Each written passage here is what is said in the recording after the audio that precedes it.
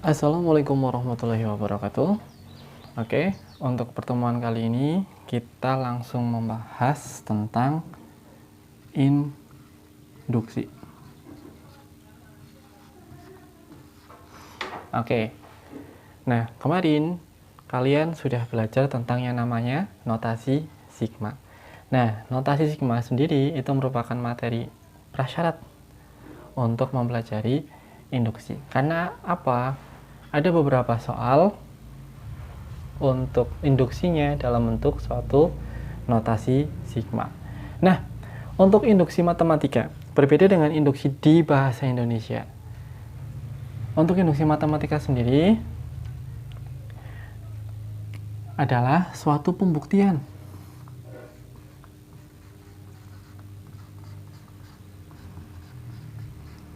Pembuktian apa? Pembuktian dari kebenaran suatu rumus. Bisa dalam bentuk deret atau notasi,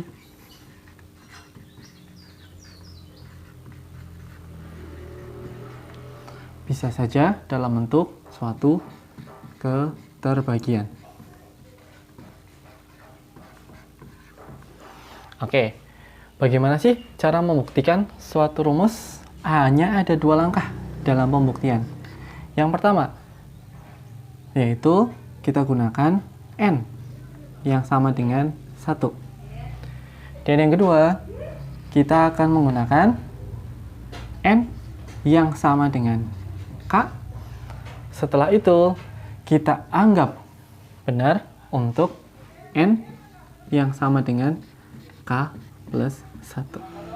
Ingat, hanya ada dua langkah dalam pembuktian di materi induksi ini, baik yang deret maupun yang keterbagian.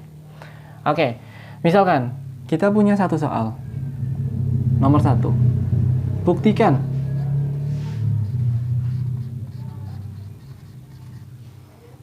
kebenaran rumus berikut.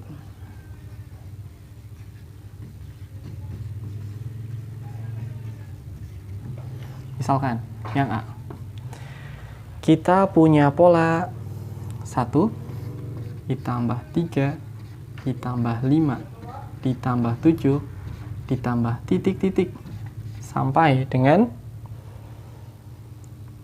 2N plus 1.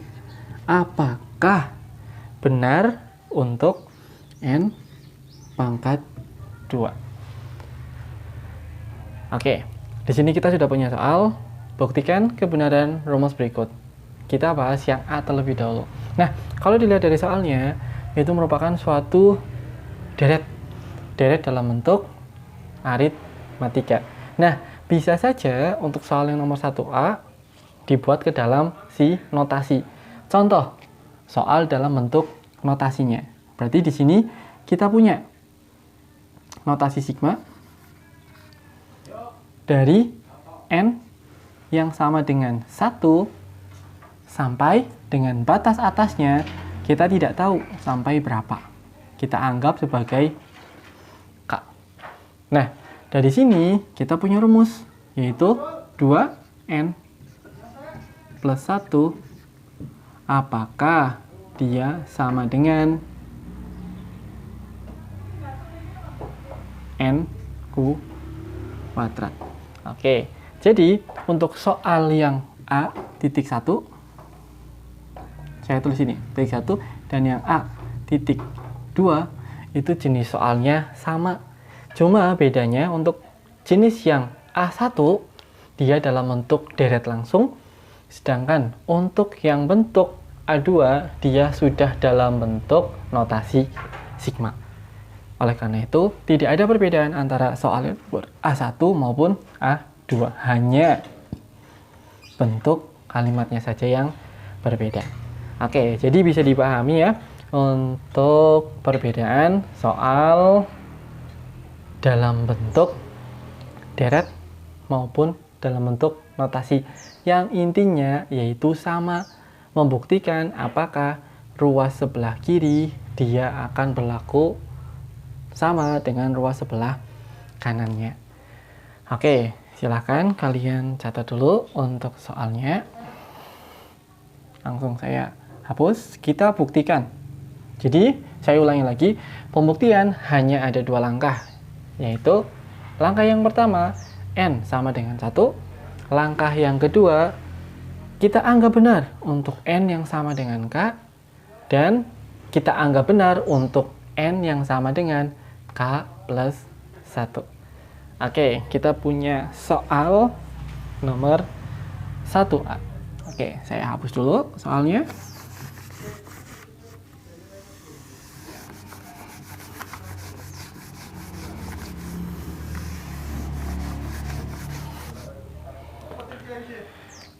Jawab. Oke, tadi kita punya soal. Apakah 1 ditambah 3 ditambah 5 ditambah 7 ditambah titik-titik sampai dengan 2N min 1, apakah benar untuk N kuadrat? Oke, kita langsung bahas untuk langkah yang pertama. Untuk langkah yang pertama, tadi masih ingat nggak? Kita masukkan N yang sama dengan 1. Oke, masukkan kemana? Ke dalam bentuk umum maupun rumus yang sebelah kanan. Berarti tinggal kita masukkan saja. 2, N-nya kita ganti dengan 1 min 1. Sama dengan, apakah dia bakal menjadi 1 kuadrat? Oke, kita masukkan 2 min 1 sama dengan 1 kuadrat. 2 dikurangi 1, 1 sama dengan 1. Oke, ternyata untuk N yang pertama benar adanya, yaitu adalah 1. Oke, jadi saya ulangi lagi, N yang sama dengan 1 ini bukan menandakan 1 yang ada di sebelah kiri, tetapi N1 adalah suku bukan suku pertama, tapi adalah N sama dengan 1-nya, atau tadi benar suku pertamanya. Oke, apakah suku pertamanya itu sama dengan 1? Yap, terbukti. Berarti untuk suku yang pertamanya adalah 1. Oke, nah setelah langkah pertama selesai, kita langsung ke langkah kedua, yaitu menganggap benar untuk N yang sama dengan K.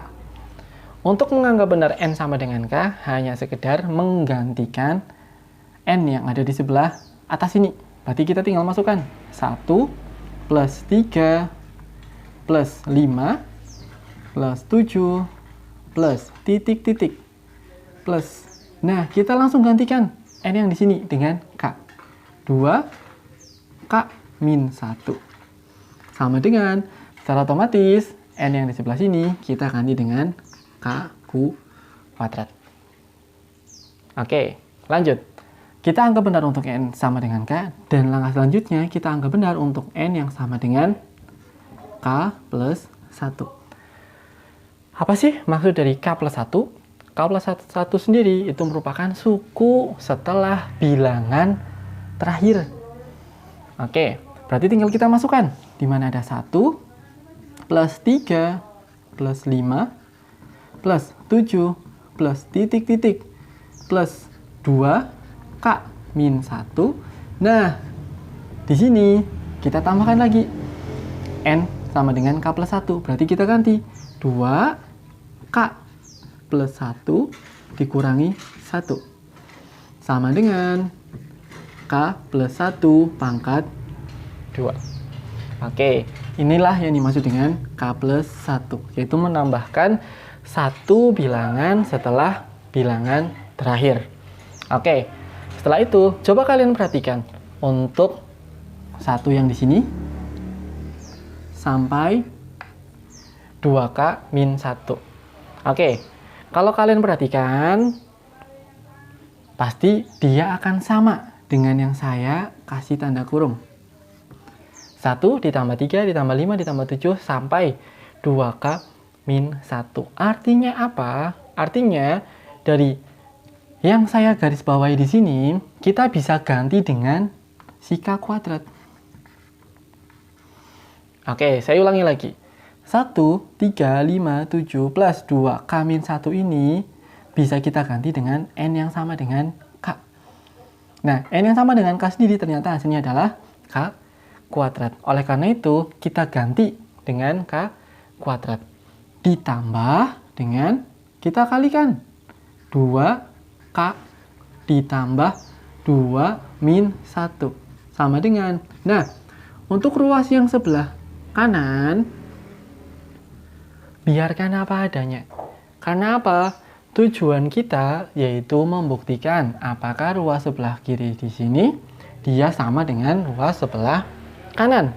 Jadi saya ulangi lagi, patokan kita adalah di K plus 1-nya. Oke, nah operasikan. Berarti ketemu K kuadrat plus 2K plus 1 sama dengan K plus 1 kuadrat. Oke, sudah terbukti atau belum? Oke, coba kalian lihat ruas sebelah kanan. Di sini ada K plus 1 pangkat 2. Kalau kita jabarkan, dia bakal jadi K kuadrat plus 2K plus 1. Artinya apa? K kuadrat plus 2K plus 1 ini adalah kuadrat sempurnanya dari K plus 1. Oleh karena itu, kita sederhanakan. K kuadrat plus 2K plus 1 ini jadi K plus 1 kuadrat. Sama dengan K plus 1 kuadrat. Oke, dia ternyata terbukti. Oke. Nah, kalian lihat lagi, ruas kiri dan ruas kanan ternyata dia memiliki nilai yang sama. Artinya apa? Bahwa untuk rumus 1, 3, 5, 7, sampai 2N-1 itu berlaku N kuadrat. Itulah yang dinamakan induksi matematika. Oke, nah pasti di sini kalian ada yang bertanya-tanya, dari mana sih kok tiba-tiba K kuadrat plus 2K plus 1 ini tiba-tiba jadi K plus 1 kuadrat?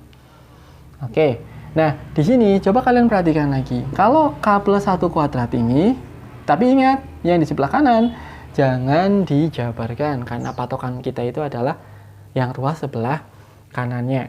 Coba kalian perhatikan, kalau ada K plus 1 kuadrat sama halnya dengan K plus 1 dikali K plus 1. Coba kalau kalian kalikan menggunakan perkalian distributif biasa. Berarti ketemu K kuadrat plus K ditambah K plus 1. Sama dengan K kuadrat plus 2K plus 1. Oke, inilah kenapa tadi saya ngomong K kuadrat plus 2K plus 1 itu merupakan kuadrat sempurnanya dari K plus 1. Oke, ini baru contoh yang pertama. Coba kalian catat terlebih dahulu untuk jawabannya. Dan jangan lupa coba diperhatikan lagi langkah-langkahnya. Nanti kalau kalian punya pertanyaan, hubungi nomor saya saja.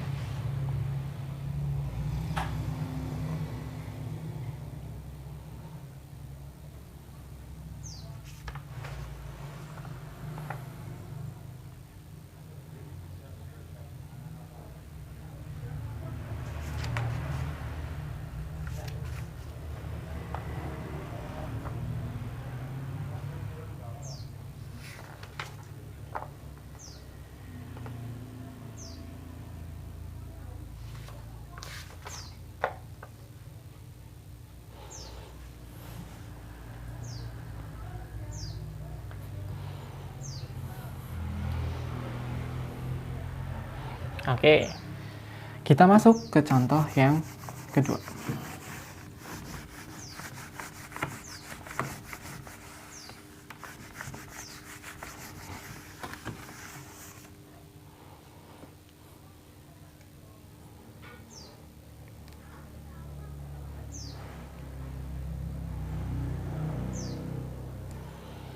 Kita masuk ke contoh yang kedua. Kita punya pola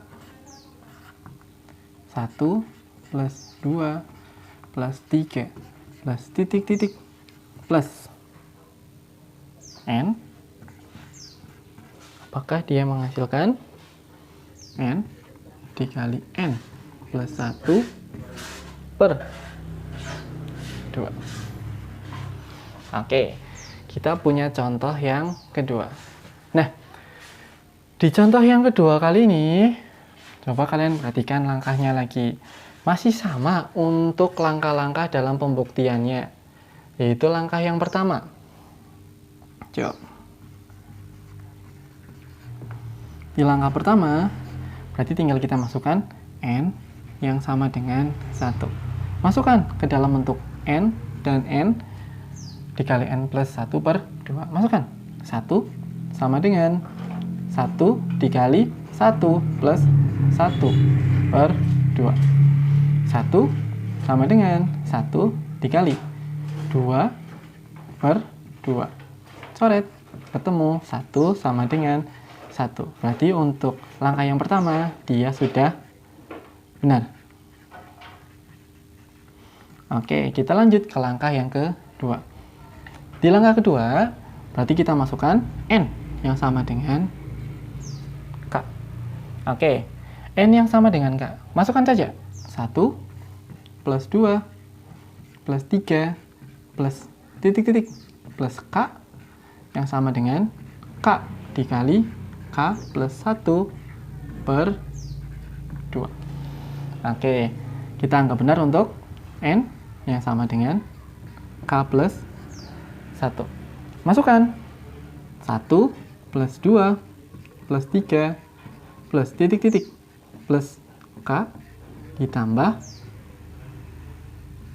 K plus 1 sama dengan, nah kita ganti dengan K plus 1,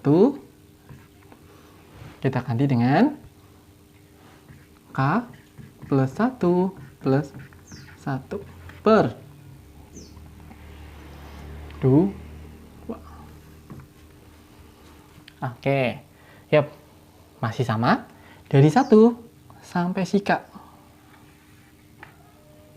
yaitu yang saya kasih kotakan bahwa 1, 2, 3 sampai K itu adalah K dikali K plus 1 per 2 ditambah siapa? Masih sisa K plus 1-nya sama dengan, operasikan, berarti kita punya K plus 1 dikali K plus 2 per 2. Oke, sampai sini coba kita samakan penyebutnya. Oke, kalau kita samakan penyebutnya, dia bakal jadi K dikali K plus 1 ditambah penyebutnya kita samakan 2K plus 1 per 2. Maka sama dengan K plus 1 dikali K plus 2 per 2. Oke, saya pindah ke atas. Kita masih punya space. Oke, kita pindah ke atas ini. Oke, berarti kalimat kuncinya adalah K plus 1 dikali K plus 2 per 2. Kita anggap benar. Berarti jangan diapa-apakan ruas sebelah kanan. Kita ganti saja ruas sebelah kiri. Saya ulangi lagi. Kita fokus di ruas sebelah kiri. Ruas sebelah kanan sudah mentok. Sampai sini saja. Jangan dirubah-rubah. Oke. Nah, dari sini kita punya K plus 1 dan kita punya K plus 1. Oke, kita misalkan K plus 1 yang di sini dengan A. Misal ya. K plus 1 di sini. Kita misalkan dengan A. Oke, berarti di sini kita punya KA ditambah 2A per 2. Sama dengan, sama. Kita anggap titik-titik yang di sebelah sini adalah ruas yang sebelah kanan ini, karena papan tulisnya tidak mencukupi. Oke, Nah, kalau dilihat dari AA-nya, nah kita masuk lagi ke operasi bilangan dasar. Nah, di situ dapat kita keluarkan si A-nya. Dikeluarkan sehingga menjadi A dikali K plus 2 per 2 sama dengan, oke, kotakan ini saya anggap ruas sebelah kanan ini. Oke, nah di sini kita punya A dikali K plus 2 per 2. Dari mana A-nya sih? A itu merupakan operasi perkalian distributif biasa. Jadi di sini karena ada variabel yang sama, boleh kita keluarkan di depan sehingga menyisakan K plus 2A pindah ke depan. Coba kalian perhatikan, kalau A-nya dimasukkan lagi ke dalam, berarti ketemu A dikali K, KA. 2 dikali A, 2A. Oke, lanjut. Berarti ketemu A-nya sendiri itu siapa? A-nya sendiri itu adalah tadi ini A sendiri. A-nya sendiri adalah K plus 1. Berarti A-nya kita ganti dengan K plus 1 dikali K plus 2 per 2. Apakah sama dengan kotakan? Sama. Oke. Berarti dia terbukti.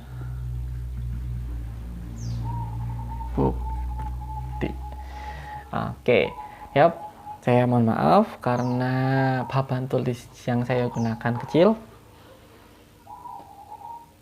Oleh karena itu tulisannya agak mepet-mepet ke sebelah kanannya. Tapi mudah-mudahan masih bisa dibaca. Oke, yap.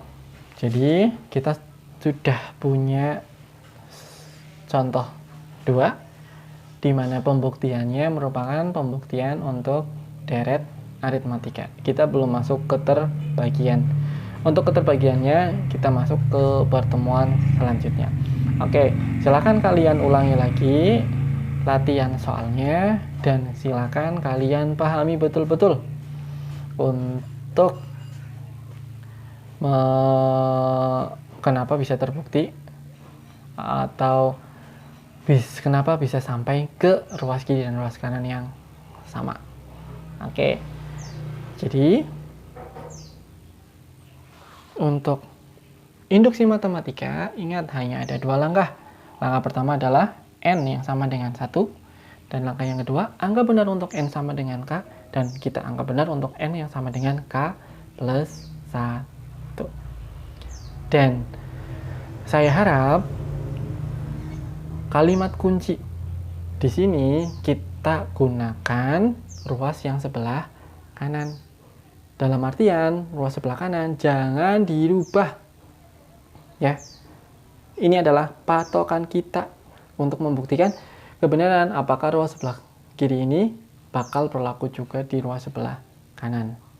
Oke, tetapi ada pula yang membuktikan ruas kiri dan ruas kanannya.